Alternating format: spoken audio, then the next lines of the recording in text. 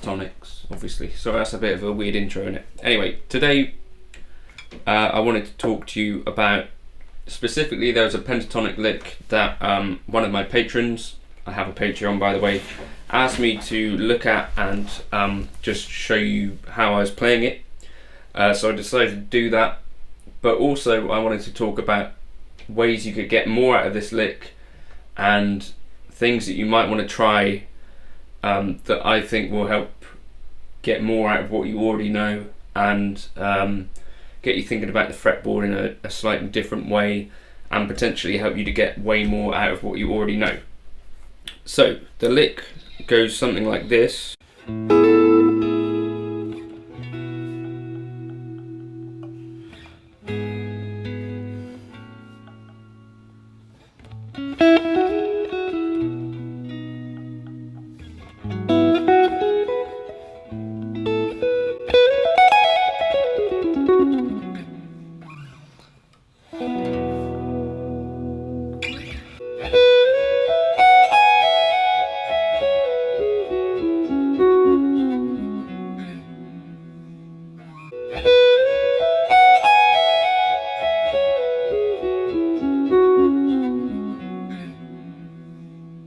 So that's the lick.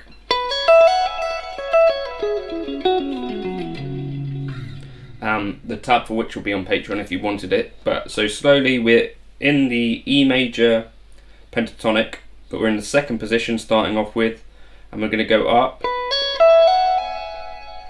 then down,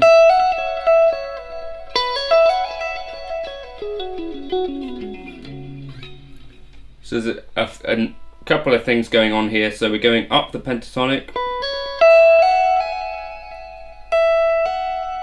then down sort of sequentially,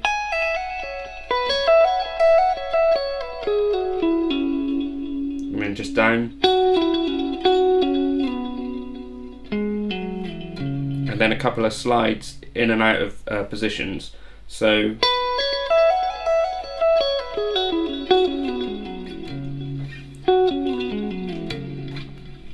what could we do with this lick? So I'll just play it again slowly for you.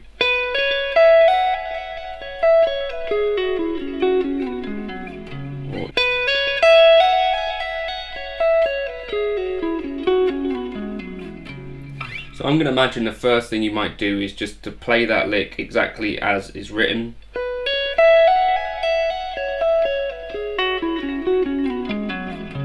And I'm going to imagine the next thing you might do is start to try and build up speed. So you probably start it off slow.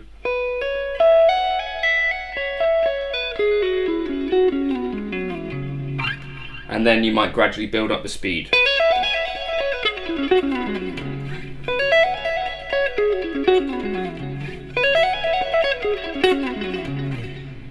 And that might be as far as you took that. I think there's a benefit to doing that. Technically it's probably got some useful things that you could learn, but here's a couple of suggestions for what you might want to do otherwise. So you might want to take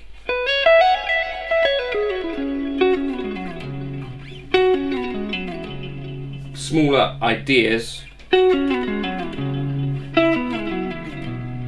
and move them around.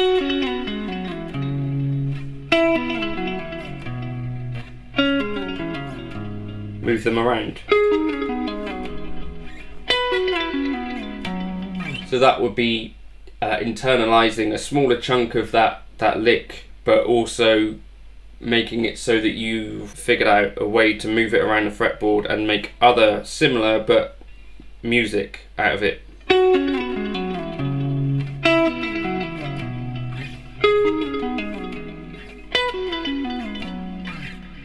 That might be a step that you take. Another thing you might do is, instead of reading it, you might try to memorize the lick. So my suggested steps for that is to start off by covering up a small amount of the lick if you are initially just reading it. And maybe, so you might like take a small piece of paper or something and block out the bit that you're going to try to memorize, and you might move that across the lick and into different places until eventually you're hopefully covering the whole lick. We might try and sing the thing.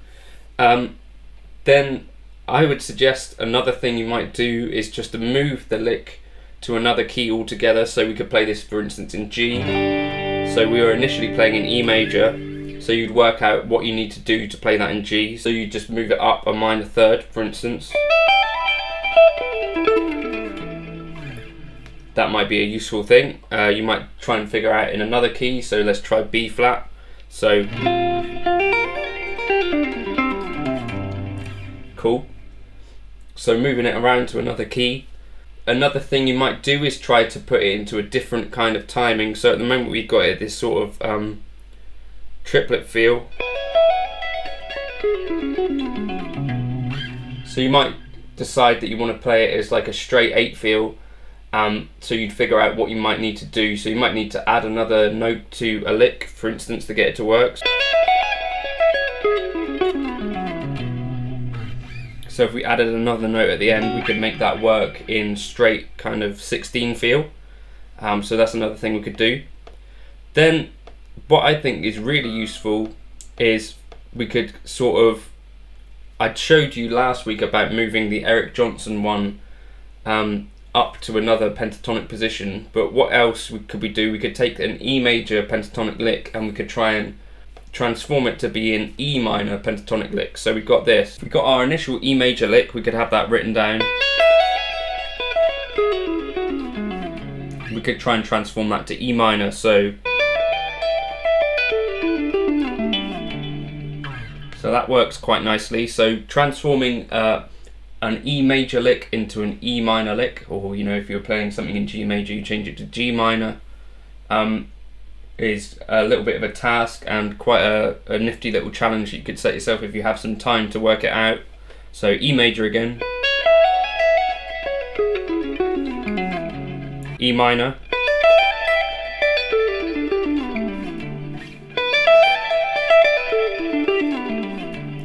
and the other cool thing about it is it's going to take you into potentially areas of the pentatonic scale that you're less familiar with, and also fingerings that are going to be slightly different to what you would usually potentially play, because it's a lick that you'd learn in this one position and now you're kind of transforming it.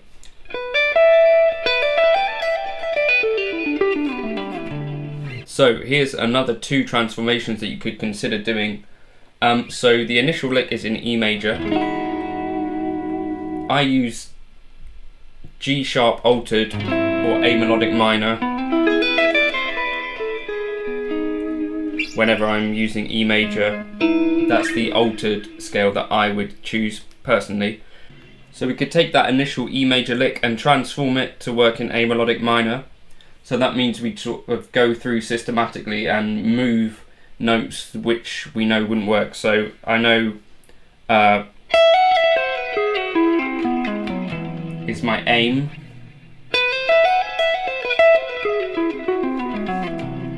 and is what I ended up with. So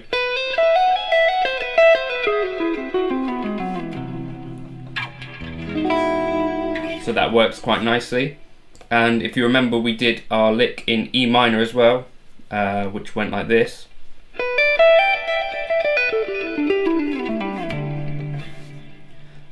G major, the parent scale that I would use for E minor or G major if I was going to use an altered scale would be C melodic minor or B altered. So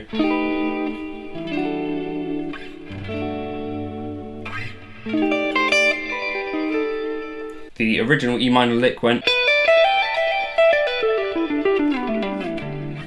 So to change that, I'm aiming for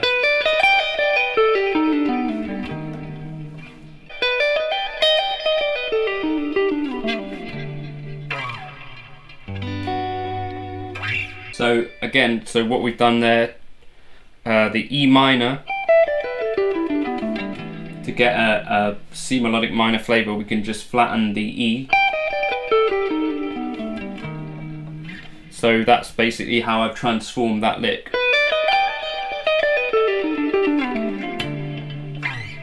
And that works quite nicely. So those are just some ideas about how you could get a little more out of just the one lick. As I said, take smaller chunks of it and move it around, sideways around. take smaller chunks and maybe move it to other keys. Take the whole thing and move it to another key.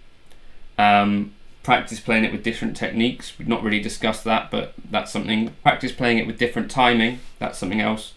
But then obvious things like if you've got an E major pentatonic lick, you could try and move it to be an E minor pentatonic lick, but staying in the same position. So for instance, it's the E major variant. The E minor variant would sound like. Okay, you could then move on to more kind of adventurous ideas, like taking the E major version and aiming to treat that as like an A melodic minor phrase.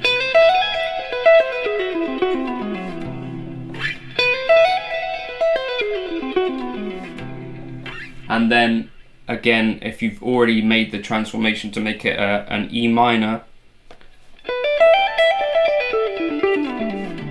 you could do the same kind of idea with that.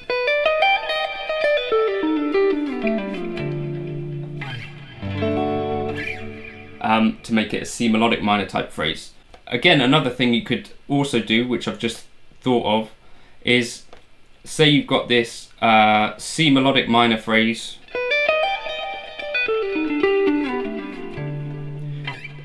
We could move that to work with our E major. So let me just figure that. So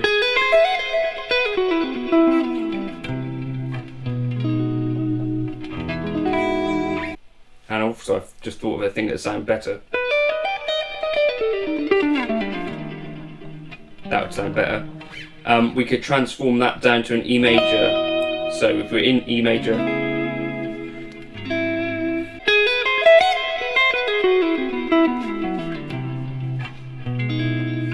so some ideas there. I don't know how useful that might have been. Hopefully you got something out of that. So that for me is quite taxing work, but I think it's useful. If you wanted the tab for some of those ideas, I'm going to put them up on Patreon.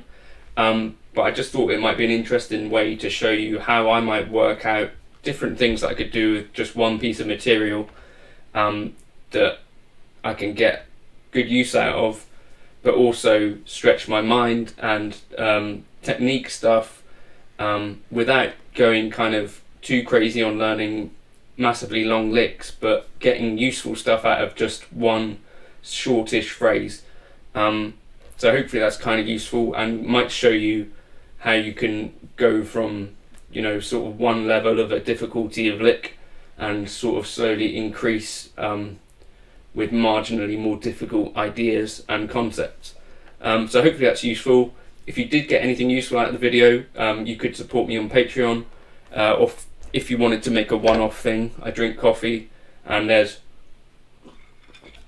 a buy me a coffee link, but only use that if you got something useful out of the video. And if you wanted to make some suggestions on other stuff that you want to see from me, or backing tracks that you'd want, feel free to leave a little comment in there, and only use it if you can afford it. But hopefully this was useful, and I'll catch you again for another one of these. My mind's a bit frazzled from trying to work that out. Cheers.